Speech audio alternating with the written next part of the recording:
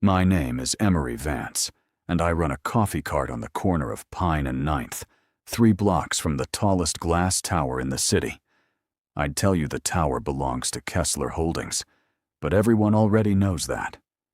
The company logo sits on top of the building like a crown, lit up gold every night, so the whole skyline has to look at it whether it wants to or not. I never wanted anything from that tower. I just wanted to sell enough coffee to pay my sister's tuition and keep the lights on in our apartment. That's it. That was the whole plan. Then, on a gray Monday morning in early October, a man in a torn coat sat down on the curb beside my cart and changed everything. He looked maybe 50, though I found out later he wasn't. His beard was patchy and gray, his shoes didn't match, and there was a bruise-colored stain along one sleeve of his coat that made most people cross the street rather than walk near him. I watched 3 people do exactly that in the span of 10 minutes.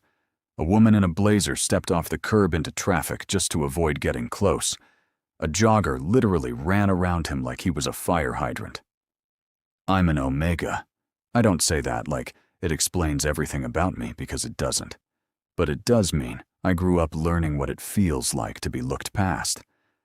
My mother used to tell me that the world divides people into those who are looked at and those who are looked through, and that Omegas usually end up in the second group, unless an alpha decides otherwise. So maybe that's why, when the man on the curb looked up at me with tired eyes, I didn't look away. "You've been sitting there a while," I said. No, I didn't say it. I asked it, gentle, like you'd ask someone if they needed a chair. "Are you doing okay?" He blinked like the question surprised him. "Been better," he answered, voice rough like gravel dragged over pavement. "Been worse too, I guess." I laughed before I could stop myself, a short, surprised sound, because there was something dry and almost funny in the way he said it. Most people who ask for change don't crack jokes. Most people who ask for change have had the humor beaten out of them by the world, one refusal at a time. "You want a coffee?" I asked. "On the house." He tilted his head. "Why?" "Because it's cold, and you look like you haven't had anything hot today." He studied me for a long moment, longer than felt comfortable, like he was trying to read something written in invisible ink across my face. Then he nodded once. "All right, I won't say no to that." I made him a plain black coffee, no sugar, because I noticed his hands were shaking slightly, and I figured caffeine plus sugar plus cold hands might not do him any favors. I handed it over in one of the paper cups I usually save for regulars, and he wrapped both palms around it like it was the only warm thing left in the world. "What's your name?" he asked. "Emery." "Emery," he repeated, testing the shape of it. "That's a good name. Old name." "It was my grandfather's. Family names carry weight," he said, and something about the way he said it made me think he wasn't just making conversation. It sounded like he meant it the way you'd mean a fact you'd learned the hard way. I didn't ask his name. Something told me he wasn't ready to give it, and I've learned not to push people who look like they're barely holding themselves together. So instead, I asked if he was hungry, and when he admitted he hadn't eaten since the day before, I gave him the egg sandwich I'd packed for my own lunch. He didn't cry exactly, but his eyes did something complicated, something that made him look down at the sandwich like it had more weight than bread and eggs should have. "Why are you doing this?" he asked quietly. "You don't know me." "You're a person," I said, shrugging. "That's usually enough of a reason where I come from." He stayed at my cart for almost 40 minutes that morning, drinking his coffee slow, watching the people pass by in their pressed shirts and shiny shoes, none of them sparing him a glance. I kept working, kept serving customers, kept an eye on him without making it obvious. When he finally stood to leave, he paused and looked at me one more time. "I'll remember this, Emery," he said. "I don't think you understand how much." Then he walked off toward the tower, which struck me as strange at the time, though I didn't think much of it. People without homes end up near buildings, like that all the time, looking for shelter in the alcoves, for warmth blowing out of vents. I figured he was just heading somewhere to sit where security wouldn't chase him off too quickly. I didn't know his name was Thorne Kessler. I didn't know he owned the tower he was walking toward. I definitely didn't know that the entire encounter had been engineered. Every torn thread of that coat, every mismatched shoe, every hungry pause, as a test. The truth came out 3 days later, though not all of it. Not yet. I was closing up my cart around 6 in the evening when a woman in a sharp charcoal coat approached me. She had dark hair pulled back so tightly, it looked like it hurt, and she held a tablet against her chest like a shield. "Emery Vance?" she asked. My stomach dropped, the way it does when someone in a suit says your full name like it's a citation. "That's me." "My name is Priya James. I work for Kessler Holdings," she said. "Mr. Kessler would like to speak with you."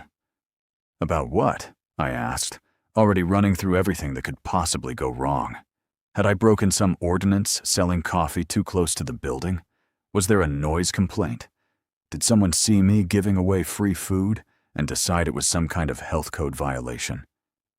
"He'll explain," she said, and there was something in her tone, not unkind, but careful, like she was choosing each word with tweezers. "It concerns the man you helped on Monday morning." My chest went tight. "Is he okay? Did something happen to him?" Priya's mouth twitched at the corner, almost a smile, almost sympathy. "He's fine. Better than fine, honestly. Please, come with me. It won't take long." I almost refused. I had every reason to refuse. A stranger's employee showing up at my cart at closing time, asking me to follow her into one of the most powerful buildings in the city. No explanation given beyond a vague reference to a man I'd fed a sandwich to. Any reasonable person would have said absolutely not. But something in her expression told me this wasn't a trap, and honestly, curiosity got the better of caution. I locked up my cart and followed her. The lobby of Kessler Holdings looked exactly like you'd expect. Towering ceilings, polished floors that reflected the lights above like still water, a fountain in the center that probably cost more than my entire year's rent. I felt every inch of my worn jacket and scuffed shoes as we crossed that lobby. Felt eyes on me from the security desk. Felt like an insect that had wandered somewhere it didn't belong. We rode an elevator up so high my ears popped twice. When the doors opened, we stepped into an office that took up what looked like the entire floor, glass on every side, the whole city spread out below like a map someone had forgotten to fold up. And standing at the window, back to me, was a man in a gray suit that fit him like it had been sewn onto his shoulders. "Mr. Kessler," Priya said, "Emery Vance is here." The man turned around, and I felt the floor tilt beneath me. It was him, the beggar from the curb, except his beard was gone, trimmed to nothing, and his hair was combed back neat, and his eyes, those same tired eyes, were sharp now, alert, assessing. "Emery," he said, and his voice was the same rough gravel I remembered, except now it carried the weight of authority instead of exhaustion. "Thank you for coming." I opened my mouth, closed it, opened it again. That was, yes," he said simply. "I'm sorry for the deception. My name is Thorne Kessler. I own this building, and the company inside it. 3 days ago, I sat on the curb outside dressed as a man with nothing, to see how people would treat someone the world had decided to look through. I felt heat crawl up my neck, half embarrassment, half something sharper. "You tested me." "I tested everyone who passed," he corrected. "You were the only one who stopped." I didn't know what to say to that. Anger and confusion tangled together in my chest, along with something else I didn't want to name yet, the way his eyes hadn't left mine since he'd turned around. The way the air in the room felt charged, thick. The way my Omega instincts were quietly, insistently, telling me that this alpha in front of me was not like the others I'd encountered. Why? I finally managed. Why would you do that? Thorne was quiet a moment, his jaw working like he was deciding how much truth to hand me. Because I grew up the way that man on the curb looked, he said finally. Before the company. Before any of this. My mother and I lived out of a car for 2 winters when I was young. People walked past us the same way they walked past me on Monday. I promised myself that if I ever had power, I would use it to find people who hadn't forgotten how to see others. Something in my chest cracked open at that. Some wall I hadn't realized I'd built. And now that you've found me? I asked, though some part of me already suspected the answer would rearrange my entire life. Thorne took a step closer, close enough that I caught the scent of him. Not cologne, not the sharp, expensive kind rich alphas usually wore, but something warmer, like cedar and rain. Something that made my Omega side stir in a way I hadn't felt in years. Now, he said, I'd like to offer you a job. And an apology. And if you'll let me, a chance to know you properly, without a costume between us. I stared at him, my pulse loud in my ears, absolutely certain that whatever came next was going to turn my quiet, ordinary life completely upside down. I had no idea just how right I was. I stood in that glass office, with my heart doing something strange in my chest, some rhythm I hadn't felt since I was 17, and terrified of my first physical exam at the clinic. Thorne Kessler was waiting for an answer, his gaze steady on me, patient in a way that made the silence feel less like pressure and more like an open hand. I need to think about it, I finally managed. This is a lot. Take whatever time you need, he answered. I'm not asking you to decide tonight. Priya stepped forward with a card between 2 fingers, offering it to me. My direct line. Call whenever you're ready, day or evening. I took the card, thanked them both in a voice that came out smaller than I wanted, and left the tower with my head spinning faster than the elevator had. Marisol answered on the 2nd ring. You're never going to believe the day I've had, I told her, pacing my apartment kitchen while the kettle screamed behind me. Try me, she said. Marisol had been my roommate since college, an alpha herself, though you'd never guess it from the way she cried during dog food commercials.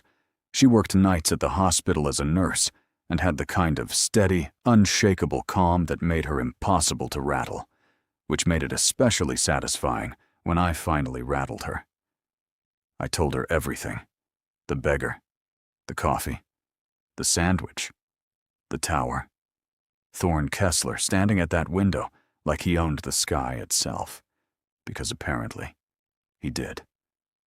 There was a long pause on the other end of the line. Emery, she finally breathed out. Are you telling me you fed a sandwich to the actual Thorne Kessler, and now he wants to give you a job? That's exactly what I'm telling you. That man is worth more than some entire countries. I'm aware. And he's an alpha. I noticed that too, yes. She laughed, a bright, startled sound. Emery, this is either the best thing that's ever happened to you, or a disaster wearing a very nice suit. Helpful, I muttered, though a small smile tugged at my mouth despite myself. I'm serious, she continued, her tone shifting. Careful now. Rich alphas who play games like that, dressing up, testing people. It isn't always harmless. Some of them do it because they're bored. Some of them do it because they want power over someone who'll be grateful enough to never push back. Her words settled into my chest like stones dropped into still water. I hadn't considered that angle, hadn't let myself, because something in Thorne's eyes when he'd talked about his mother and the car they'd lived in had felt too raw to be performance. But Marisol had a point.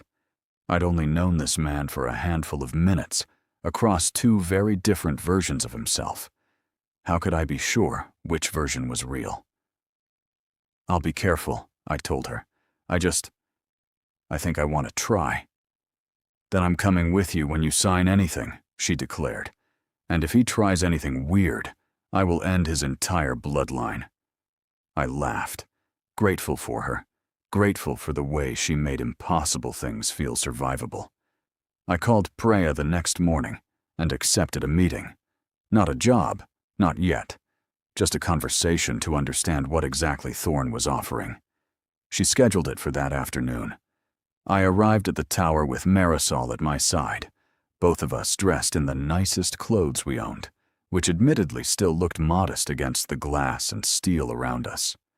Preya met us in the lobby this time, her expression warmer than before, more relaxed. "He's looking forward to seeing you," she mentioned as we rode the elevator up. "Looking forward," Marisol repeated under her breath, arching a brow at me. I elbowed her before she could say anything else. Thorn's office looked different in daylight. Less like a throne room, more like a place a person actually worked. Papers stacked on one corner of his desk, a half-empty coffee mug from that morning, a jacket slung over the back of his chair instead of buttoned perfectly onto his shoulders. It humanized him in a way I hadn't expected. He rose when we entered, and I caught the flicker of surprise cross his face at Marisol's presence, quickly smoothed into something polite. "This is my friend, Marisol," I introduced. "She's here because I don't make big decisions alone." "Smart policy," Thorn replied, and to my relief he didn't seem bothered by it. He gestured for us to sit. "I'll explain the offer plainly. I run a division inside this company called the Kessler Outreach Initiative. It funds shelters, job programs, medical clinics for people the system usually forgets. I want you to run community partnerships for it." "Me?" I asked. "I sell coffee out of a cart." "You saw a stranger everyone else ignored, and you didn't just give him charity. You gave him dignity," Thorn answered. "That instinct can't be taught in business school. I've tried hiring people with the right degrees and the wrong hearts. It never lasts." Marisol, ever the pragmatist, leaned forward. "What's the salary? Benefits? And what happens to Emery's actual life if this goes badly?" Thorn didn't flinch at the directness. He answered every question with numbers that made my stomach flip. Triple what I made with the cart. Full medical coverage. My sister's remaining tuition covered outright as a signing arrangement. Not a favor. An actual contractual line item. I should have felt only excitement. Instead, a small, uneasy thread wound through my chest. It felt like too much, too fast, like a door swinging open onto a room I hadn't asked to enter. "Why does it feel like you're buying something?" I asked quietly. "Instead of hiring someone." Thorn's expression shifted, something almost wounded flashing behind his eyes before he composed himself. "That's a fair question," he admitted. "The honest answer is that I don't know how else to convince someone like you that I mean what I say. Money is the only language this building speaks fluently. I'm still learning how to speak the other one."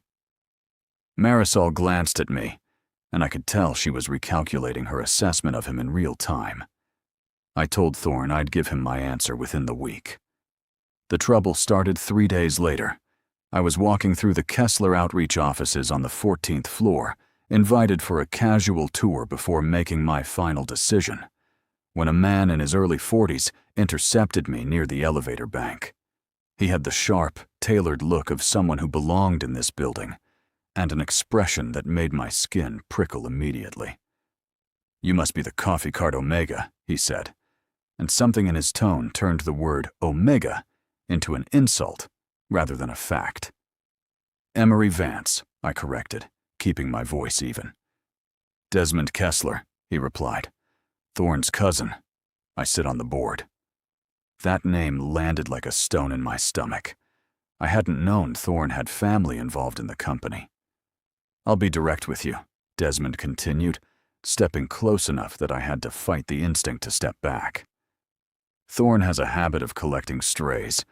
Charity cases he dresses up as hires, because it makes him feel like his mother's son instead of a Kessler. It never lasts. Within a year, you'll be quietly let go, and the board will thank whoever's decision it was to remove the liability. Liability, I repeated, anger sparking under my ribs. Is that what you call a person? I call it a business, Desmond answered flatly. Something an unmated Omega playing house with my cousin clearly doesn't understand. I felt heat climb up my neck, humiliation and fury tangled so tight I could hardly separate them. I haven't accepted anything yet. Then let me save you the trouble, Desmond said, his smile thin and cold. There is already a partnership in motion, an alliance the board has been arranging for 2 years between Thorne and Aurelio Vance Whitmore of Whitmore Global. It secures our supply contracts for the next decade. Thorne knows this. He agreed to it. Whatever fantasy he's playing out with you is temporary and, frankly, cruel, considering what's already been promised elsewhere. The floor seemed to tilt beneath me. Promised, I echoed. You mean an arranged mating? Desmond's silence was answer enough. He walked away without another word, leaving me standing frozen by the elevators, my thoughts spiraling through everything Thorne had said to me, about seeing people, about wanting to know me without a costume between us, set against this new, ugly information, like 2 photographs that couldn't both be true. I didn't tell Thorne what Desmond said. Not yet. I needed to think, to breathe, to figure out if I was being manipulated by a cruel cousin or protected from a truth Thorne hadn't been honest about. That evening, Priya called me with unusual urgency in her voice. Emery, I need you to come to the tower. Now, if you can. Is everything all right? There's been a security breach, she explained. Someone leaked details about the outreach program's finances to a tabloid, along with a photograph. My stomach dropped. A photograph of what? Priya hesitated, and in that hesitation, I felt the ground shift beneath me again. Of you, she finally admitted. And Thorne. From the day at your coffee cart, before the reveal. Someone photographed the entire test from a distance, and it's being framed online as Thorne humiliating an Omega for entertainment, dressing as a beggar to mock the poor, using you as a punchline for his amusement. My mouth went dry. That's not what happened. I know that. You know that. But the internet doesn't care what's true, only what's shareable, Priya said, her voice tight with something like fear. And it's spreading fast. Reporters are already outside the building. I gripped my phone tighter, my pulse hammering in my ears. Who leaked it? There was a pause on the line, heavy enough that I already suspected the answer before she gave it. We don't know for certain, Priya admitted, but the photograph was taken from an angle only someone inside the family would have had access to. Emery, I think you need to prepare yourself, because Thorne is about to make a public statement. And depending on what he says, everything either one of you has built in the last few days could collapse in the next hour. I stood there in my kitchen, phone pressed to my ear, staring at nothing, feeling the entire fragile, hopeful thing that had started with a cup of coffee begin to crack right down the middle. And somewhere across the city, cameras were already flashing outside a tower with a golden crown on top, waiting for the man inside to decide whether I was going to be his redemption story or his ruin. I didn't wait for Priya to tell me twice. I grabbed my coat, told Marisol where I was going through a rushed voice message, and caught a cab to the tower, my knees bouncing the entire ride like they were trying to outrun the anxiety climbing up my spine. By the time I arrived, the scene outside Kessler Holdings looked like something out of a film I never wanted to star in. A cluster of reporters stood at the entrance, cameras raised, voices overlapping into a wall of noise I couldn't separate into individual questions. Security held them back at the doors, but a few spotted me stepping out of the cab and the shouting redirected instantly. "Are you the Omega from the photo? Did Kessler pay you to keep quiet? Was it humiliating, being tested like that?" I kept my head down and pushed through, my heart slamming against my ribs, until a security guard I recognized from my earlier visits pulled me through a side door before the crowd could close in. Upstairs, the mood in the outreach office was worse than the chaos outside. Staff huddled around monitors, murmuring, some throwing glances my way that I couldn't read. Sympathy, curiosity, judgment, maybe all three tangled together. Priya met me at the elevator, her usually composed face pinched with tension. "He's in his office," she said. "He's refused to release a statement until he talks to you first." That surprised me.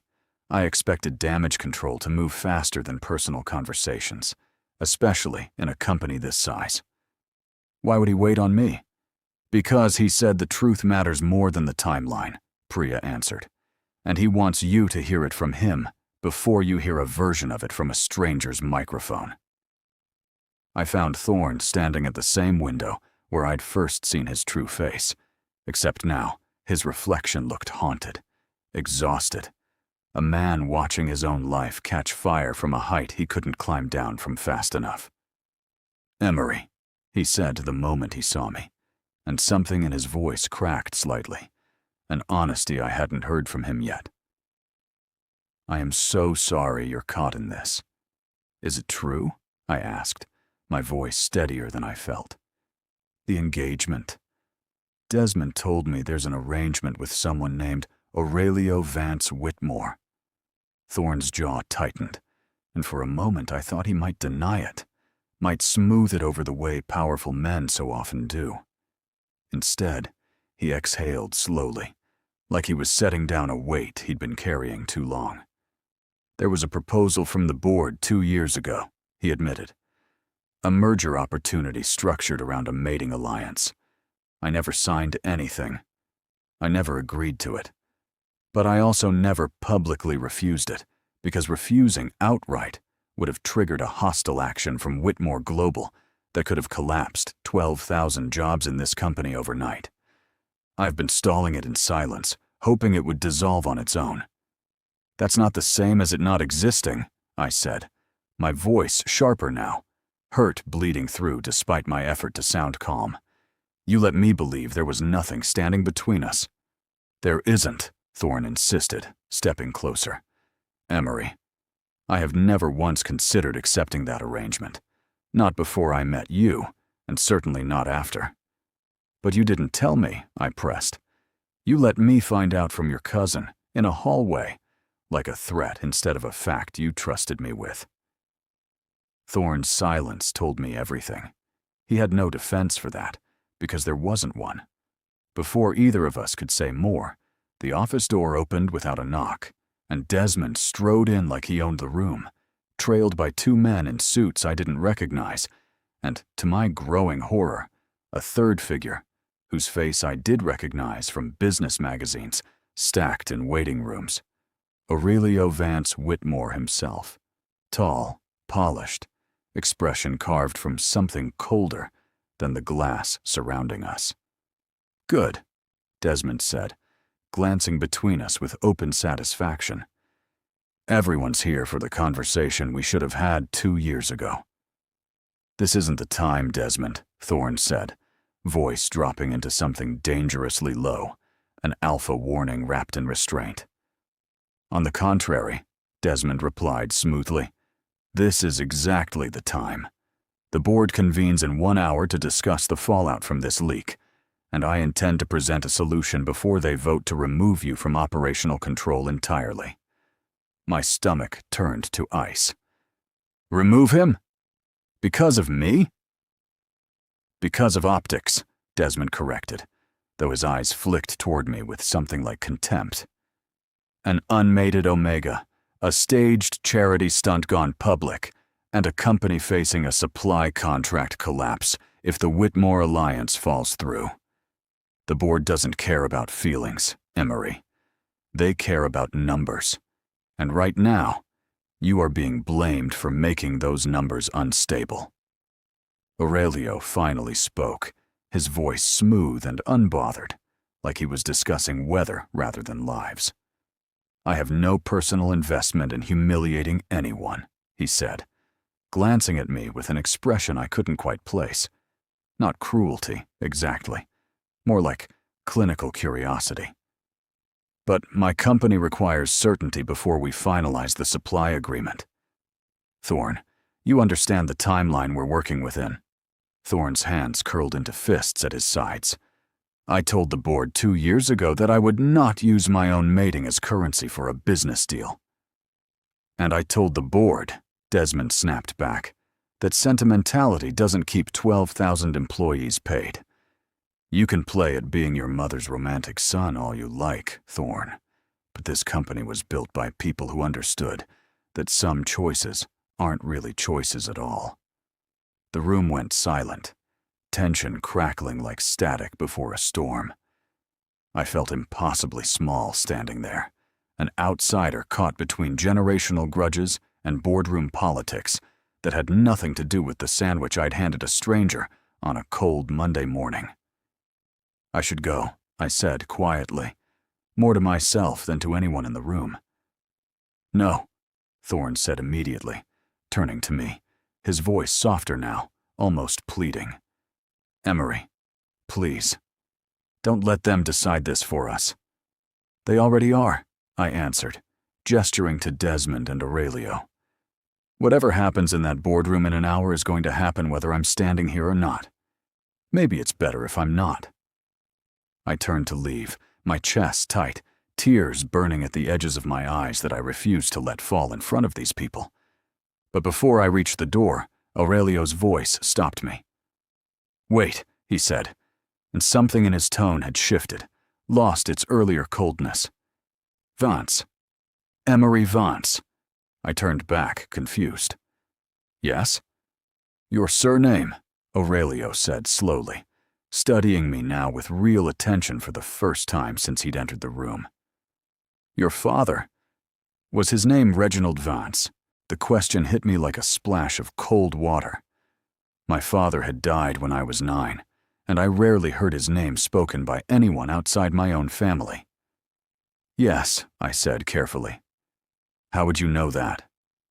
Aurelio's expression shifted into something unreadable, a complicated mixture of surprise and recalculation. "Because 20 years ago, before Whitmore Global existed under that name, my father built his first fortune on a patent stolen from a man named Reginald Vance, a chemical engineer who died before he could pursue legal action. My father always said the family disappeared afterward, into poverty, that no one ever came looking for what they were owed." The room felt like it tilted sideways. I gripped the back of a chair to steady myself, my mind racing backward through fragments of childhood memory. My mother crying over paperwork she never explained, our sudden move to a smaller apartment, the way she flinched whenever anyone mentioned patents or lawsuits. "That patent funds nearly 1/3 of Whitmore Global's current portfolio," Aurelio continued, quieter now, almost to himself. "If what I suspect is true, and you are indeed the surviving heir of Reginald Vance, you may hold a legal claim that could unravel my company's foundation far more thoroughly than any supply contract negotiation ever could." Desmond's face had gone pale, his earlier confidence draining away in real time. Thorne stared at me like he was seeing an entirely new person standing in his office, someone with far more power in this room than any of us had realized a moment ago. "Emery," Thorne said carefully, "did you know any of this?" "No," I whispered, my voice shaking now, the ground beneath everything I thought I understood about my own life shifting violently. "I didn't know any of this." Aurelio straightened his jacket, composing himself back into the polished businessman he'd walked in as, though his eyes hadn't lost that sharp, calculating gleam. "Then I suggest," he said slowly, "that before this board meeting convenes, someone verifies exactly what Emery Vance is owed, because if the claim is legitimate, It changes every single equation currently on the table. The supply contract, the proposed alliance.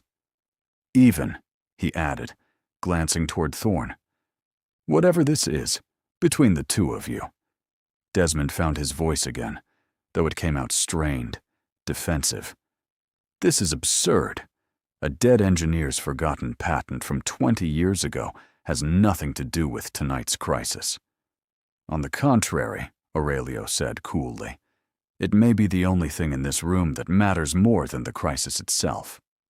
I stood frozen between three powerful men who had suddenly recalculated my entire worth in the span of 60 seconds, my mind spinning through questions I'd never had reason to ask before tonight. What exactly had happened to my father? Why my mother had never spoken of it? And what precisely I might be owed by a company powerful enough to reshape the alliance now threatening to tear Thorne's world, and mine, completely apart. Thorne stepped toward me, ignoring the tension crackling between his cousin and Aurelio, his eyes fixed only on me. Emery, he said quietly, whatever this means, I need you to know that nothing about how I feel toward you has changed. But before I could answer him, before I could even process the tidal wave of information crashing over me, Priya burst through the door, breathless, her tablet clutched tight against her chest, her expression stricken in a way that silenced the entire room instantly. Thorne, she said, voice trembling. The board moved the meeting up. They're voting right now. And Emery, she turned to me, eyes wide with something between panic and disbelief. There's a woman downstairs demanding to see you. She says she's your mother, and she says she has documents that prove exactly what Aurelio just described. Documents she's kept hidden for 20 years. And she says the timing can't wait any longer, because someone from Whitmore Global's legal team already knows she's here. My mother was standing in the lobby when I got downstairs, and the sight of her nearly buckled my knees. She looked smaller than I remembered, though it had only been 3 months since I last visited her. Her coat was buttoned wrong, one button off from the rest, like she'd dressed in a hurry, and she clutched a leather folder against her chest, the way you'd hold something you were afraid someone might rip out of your hands. Mom, I said, crossing the marble floor toward her. What's going on? Priya said, I know what Priya said, she cut in, her voice trembling but firm underneath the shake. Emery, I should have told you years ago. I told myself I was protecting you, but really, I think I was just protecting myself from having to relive it. Security hovered nearby, uncertain whether to intervene, but Thorne's voice cut through the tension as he came down the stairs behind me, 2 steps at a time. Let her through, he ordered, and the guards stepped back immediately. We moved into a side conference room off the lobby, glass-walled but private enough that the reporters outside couldn't see in. My mother set the folder on the table with the careful reverence of someone setting down a bomb she'd been carrying for 2 decades. Your father, she began, was brilliant. Reckless sometimes, but brilliant. He developed a chemical stabilization process while working a contract job for a small firm that Aurelio's father acquired 6 months later. The contract had a clause, buried, deliberately confusing, that transferred all patent rights to the parent company the moment it was signed. Reginald didn't understand what he'd signed until it was too late. When he tried to fight it, they buried him in legal fees until we had nothing left. He died of a heart attack 2 years later, and I always believed the stress killed him as much as anything else. Why didn't you ever tell me? I asked, my voice cracking. Because I was scared, she admitted, tears finally slipping free. A single Omega parent, no money, no lawyer, willing to touch a case against a company that size. I buried the folder in a box in my closet and told myself I'd deal with it someday, when you were older, when there was less to lose. Someday kept getting further away. Thorne, standing quietly near the door, spoke gently. What changed tonight? My mother looked up at him, wary but resolute. A woman called me an hour ago. Said she worked for Whitmore Global's legal department. Said her name was Odalis Reyes. Said she'd found the original contract while auditing old acquisition files, and that she believed what happened to my husband was fraud, not oversight. She said if I didn't come forward tonight, the documents might disappear before morning, buried again by people with more resources than me. A chill crawled down my spine. Someone inside Whitmore Global tipped you off? Why would they risk that? She said, my mother continued, voice dropping, that she has her own reasons for wanting Aurelio's father's legacy exposed. She wouldn't explain further. She just said to trust her and to come here tonight, because apparently Aurelio himself was already in this building. Before any of us could process that, the conference room door opened and Aurelio stepped inside, his earlier composure now fully cracked, replaced by something almost frantic. Odalis called you, he said, more statement than question, his eyes locking onto my mother. She's been building a case against my own family for months. I didn't know how far she'd gotten. Who is she to you? Thorne asked sharply. Aurelio's jaw tightened. My half-sister. My father never acknowledged her publicly. She's the daughter of an affair, raised outside the family, given a position in our legal department, specifically because he wanted to keep her close enough to watch. He never anticipated she'd spend a decade quietly documenting every unethical acquisition he ever made, waiting for the right moment to use it. And tonight is that moment, I said slowly, the pieces clicking together with sickening clarity. Because the merger with Kessler Holdings is happening. Because the world's watching. Because if she's going to expose your father's history, there's no better stage than right now. Aurelio didn't deny it. He simply looked, for the first time since I'd met him 20 minutes earlier, genuinely afraid. My mother slid the folder across the table toward him. I'm not interested in destroying anyone, she said quietly. I just want what was stolen from my husband, acknowledged. That's all I've ever wanted. Aurelio opened the folder with shaking hands, scanning the documents inside. Faded contracts, handwritten notes. A photograph of my father standing proudly beside machinery I didn't recognize, younger than I'd ever seen him, alive in a way that made my throat close up. This is real, Aurelio murmured, more to himself than anyone else. This is actually real. Before anyone could respond, Priya burst back into the room, her expression stricken in a way that told me the night's chaos was far from finished. The board voted, she said breathlessly. They're removing Thorne as CEO effective immediately, citing reputational damage from the leaked photograph and instability surrounding the Whitmore alliance. Desmond's been named interim chief executive. The room went utterly silent.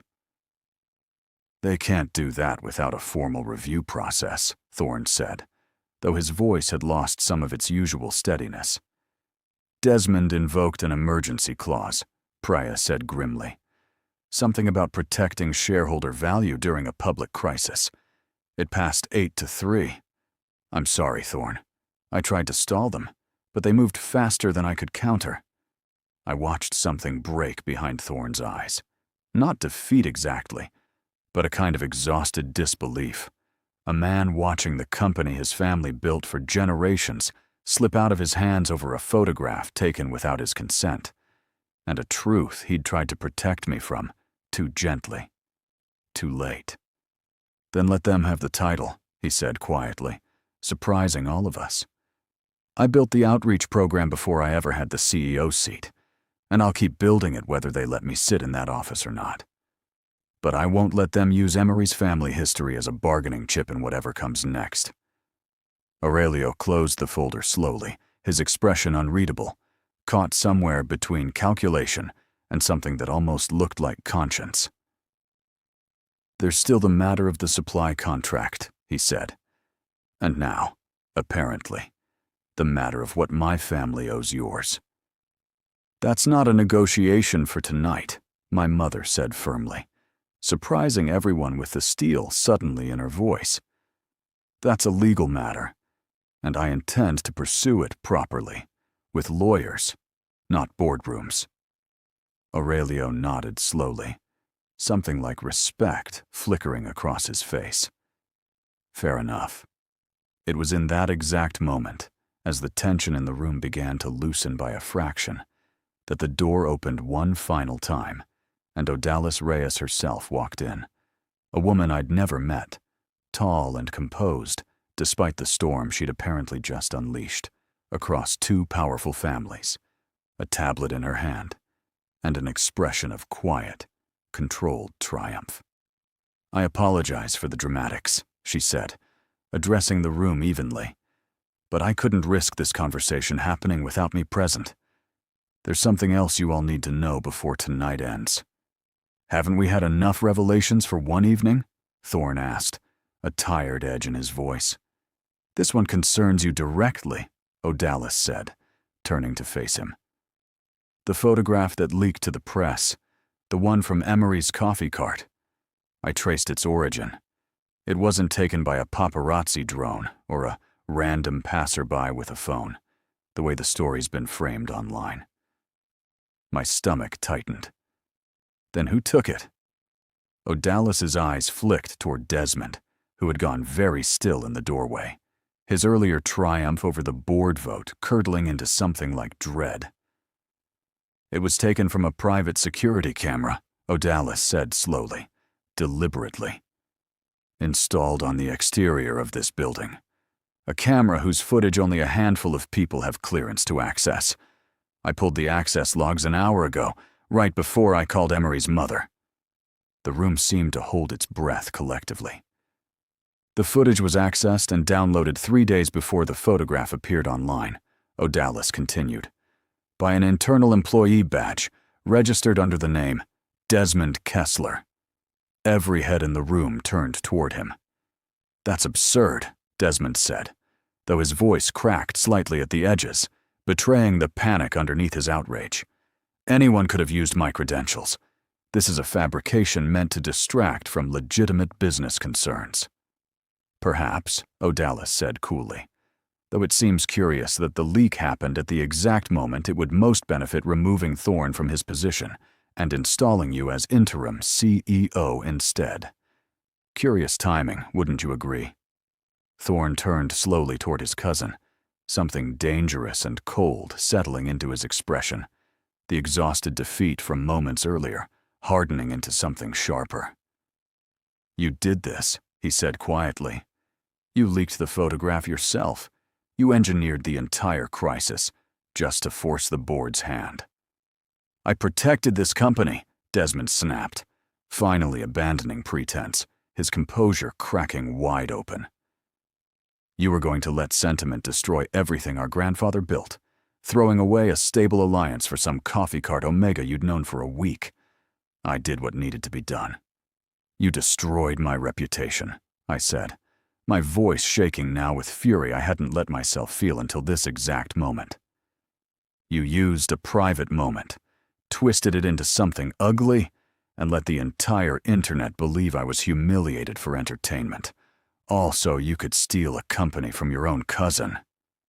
Desmond's eyes flicked toward me with open contempt.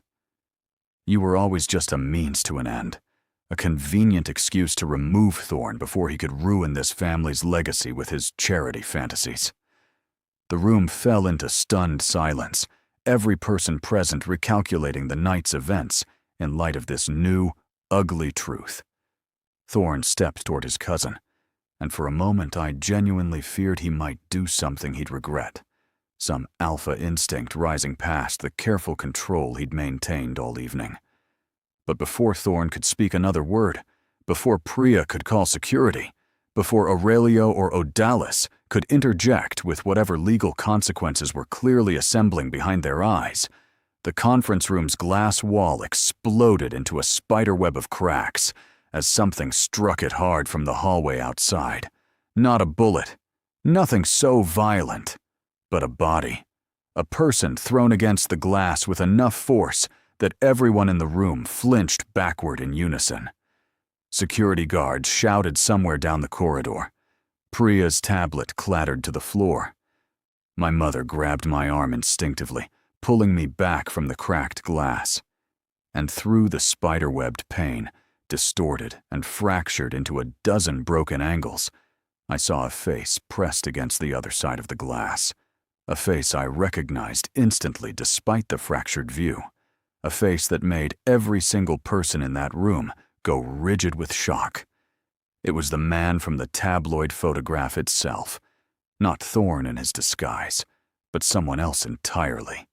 Someone who'd apparently been photographing us that very night. Someone whose features matched, with chilling, undeniable precision. The same bone structure and eyes I saw every single time I looked into a mirror. A face that looked exactly like mine. "Emery," my mother whispered beside me, her voice barely audible, her hand trembling violently against my arm as she stared at the fractured glass, at the impossible face staring back at both of us. "That's not possible. That can't be him. He died. I watched them bury him 20 years ago." The security alarms began blaring through the entire floor as the figure on the other side of the glass slowly, deliberately, raised one hand and pressed it flat against the cracked pane, directly across from where I stood, frozen, unable to breathe, unable to look away from a man who was supposed to be my dead father, staring back at me through shattered glass with an expression I couldn't read, and a truth none of us were remotely prepared for. To be continued.